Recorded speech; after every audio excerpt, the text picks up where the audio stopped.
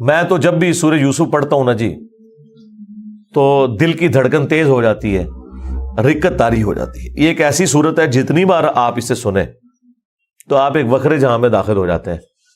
کیا سوز و گداز ہے، ایک شخص جو اللہ کا پیغمبر ہے اسے اپنے بھائیوں سے تکلیف اٹھانی پڑ رہی ہے جو کہ خود ایک پیغمبر کی اولاد ہے، کافر بھی نہیں ہے، اور پھر اللہ تبارک و تعالیٰ انہیں کہاں سے اٹھا کر اس وقت کی جو سب سے بڑی آپ سمجھ لیں امپائر تھی اس کی سب سے کریٹیکل پوسٹ کے اوپر پہنچا دیتے ہیں۔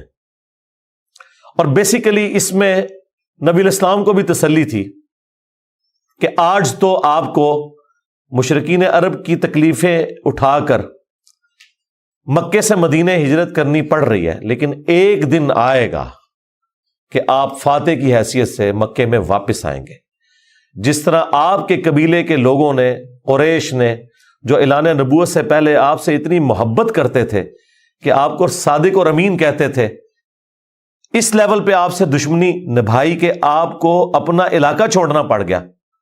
ایک دن آئے گا انہی لوگوں میں آپ فاتح بن کر آئیں گے اور اس وقت آپ بادشاہ ہوں گے، اللہ کے خلیفہ ہوں گے، اختیار آپ کے پاس ہوگا۔ جس طرح کہ یوسف علیہ السلام کو ان کے بھائیوں سے تکلیف پہنچی اور انہوں نے ان کو بیچ دیا، وہ غلامی کی زندگی انہیں گزارنی پڑی، اس کے بعد جیل کی زندگی، اور الٹیمیٹلی اللہ تعالیٰ نے انہیں مصر میں آپ سمجھ لیں بے تاج بادشاہی بنا دیا۔ لیکن وہاں پہ بھی اینڈ رزلٹ کیا نکلا؟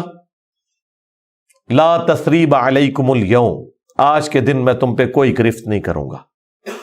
اور یہاں پر بھی نبی علیہ السلام بھی جب آپ کو پتا ہے مکے میں داخل ہوئے تو آپ نے وہی الفاظ دہرائے جو یوسف علیہ السلام نے دہرائے تھے، لا تثریب علیکم اليوم، آج میں تم پہ کوئی گرفت نہیں کروں گا۔ یار یہ اخلاقیات پیغمبروں کے ہی ہوتے ہیں، یہ حوصلہ پیغمبروں کے اندر ہی ہوتا ہے۔ اللہ تعالیٰ ایک خاص انہیں یہ ملکہ دے دیتا ہے، وہ اپنے نفس پر اتنا قابو پا لیتے ہیں کہ اپنے دشمنوں کے لیے اتنا نرمی کا رویہ تمام اختیار کے باوجود، یہ نبیوں کا ہی خاصہ ہے۔ اللہ تعالیٰ ہمیں بھی اس طرح کے اخلاق میں سے حصہ عطا فرمائے، آمین۔ اچھا، ایران والوں نے یوسف علیہ السلام کی پوری یہ جو بایوگرافی سورہ یوسف میں آئی ہے، اس کے اوپر ایک تفصیلی فلم 45 اقساط کے اوپر بنائی ہے فارسی زبان کے اندر، اور کئی زبانوں میں اس کی ڈبنگ ہو چکی ہے۔ عربی کے اندر ہو چکی ہے ڈبنگ، اردو زبان کے اندر پیغام والے جو ہیں کراچی کے پروفیشنل ڈبنگ انہوں نے کی ہے۔ آپ کو لگتا ہی نہیں ہے اردو میں فلم بنی ہے یا فارسی میں، اتنی پروفیشنل اس کی ڈبنگ ہے۔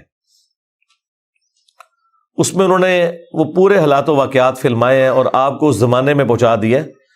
آپ یوسف علیہ السلام کے جو قید کے سال ہیں نا، وہ آپ کو بس وہ اس فلم کو دیکھ کے اندازہ ہوگا کہ یہ کیا تکلیف ہے جو انہوں نے کاٹی ہے، اور ایک چھوٹے سے بچے نے جو تکلیفیں اپنے بھائیوں سے کاٹی، ایسا بچہ کہ جس کی ماں بھی فوت ہو چکی ہے۔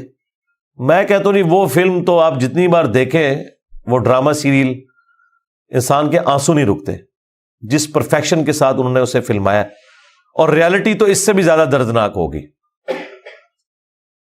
تو ظاہر ہے اب یہ ایک فلم بن چکی ہے، اور میں نہیں سمجھتا کہ وہ مسلمان جو روزانہ ہالی ووڈ یا بالی ووڈ کی فلمیں دیکھ کر سوتے ہیں، ان سے یہ ڈرامہ سیریل مس ہو جائے، انہیں ضرور دیکھنی چاہیے۔ اور توحید جس طریقے سے انہوں نے اس میں بیان کی ہے، کمال کی توحید بیان کی ہے۔ چند ایک جگہوں پہ آپ کو اختلاف ہو سکتا ہے، لیکن اوورآل جس طریقے سے انہوں نے اسے فلمایا، ایک صحیح ایمان جو ایک مسلمان کے دل میں جاگزی ہونا چاہیے، وہ انہوں نے واقعی اس کے اندر فلما دیا۔ میں شروع میں ایک بلو پرنٹ کے طور پر سورہ یوسف میں جو یوسف علیہ السلام کی بایوگرافی آئی ہے وہ بیان کر دیتا ہوں، مختصر سی، تفصیلی میں نہیں کروں گا تاکہ آپ کا ٹیسٹ خراب نہ ہو۔ پھر آپ جب ان آیات سے گزریں گے تو آپ اس ٹیسٹ کو فیل کریں گے۔ یوسف علیہ السلام چونکہ حضرت یعقوب علیہ السلام کے بیٹے تھے، اور ظاہر ہے کہ ان کی لیگیسی کو آگے کسی نے تو لے کے چلنا تھا۔ یوسف علیہ السلام کہ 11 بھائی تھے، ان میں سے ایک بنیامین تھے، جو ایسے بھائی تھے کہ ماں اور باپ دونوں کامن تھے، اور باقی جو 10 بھائی تھے وہ دوسری والدہ سے تھے ان کے، وہ خالہ بھی لگتی تھی ان کی، یوسف علیہ السلام کی، اور ظاہر ہے کہ ماں بھی تھی کیونکہ ان کے والد نے ان سے نکاح کیا ہوا تھا۔ 10 بیٹے اس ماں سے تھے، 2 یہ تھے، اور آپس میں ان کا ایک حسد والا معاملہ ہو گیا شیطان کی وجہ سے۔ ظاہر ہے کہ اب باپ کی لیگیسی کو کس نے آگے لے کے چلنا ہے، وہ ظاہر ہے وہ تو باپ نے تو ڈیسائیڈ ہی نہیں کرنا، وہ تو اللہ نے ڈیسائیڈ کرنا ہے۔ اب یوسف علیہ السلام کو اللہ تعالیٰ نے ایک خواب دکھایا، اور خواب انبیاء کے حق میں وحی الہی ہوتا ہے۔ بخاری مسلم میں حدیث ہے کہ خواب نبوت کا 46واں حصہ ہے۔ حضرت ابراہیم علیہ السلام کو بھی خواب میں ہی دکھایا گیا تھا، سورہ صافات میں آتا ہے کہ میں اپنے بیٹے کی قربانی کر رہا ہوں، اسی لیے انہوں نے اسے ایگزیکیوٹ کرنے کی کوشش کی، اور اللہ تعالیٰ نے فدیہ بھیج دیا۔ لیکن ایگزیکیوٹ اتنی بڑی ایکٹیویٹی کو کرنا کہ بیٹا قربان کرنا، اسی لیے تھا کہ وہ وحی الہی تھا۔ یوسف علیہ السلام کو اللہ تعالیٰ نے چھوٹی عمر کے اندر ہی 10-12 سال کی عمر میں ہی یہ خواب دکھایا کہ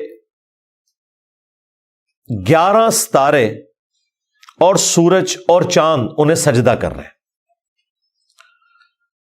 اس خواب کا ذکر انہوں نے اپنے والد سے کیا۔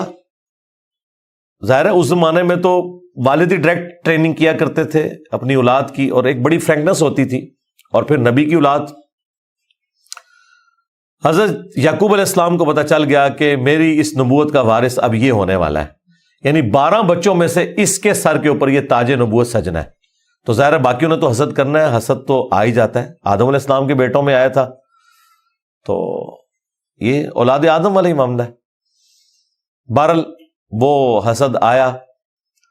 حضرت یعقوب علیہ السلام نے یوسف علیہ السلام سے کہا تھا کہ اس خواب کا ذکر تم نے اپنے بھائیوں سے نہیں کرنا، ورنہ وہ تمہارے خلاف کوئی نہ کوئی چال چلیں گے۔ لیکن بہرحال یہ خواب والی بات کسی طریقے سے لیک ہو گئی، یوسف علیہ السلام نے تو نہیں کی، لیکن شاید آپ کی بیوی نے سنی اور انہوں نے باقی بیٹوں تک بات پہنچا دی۔ بہرحال کچھ ہوا ایسا معاملہ۔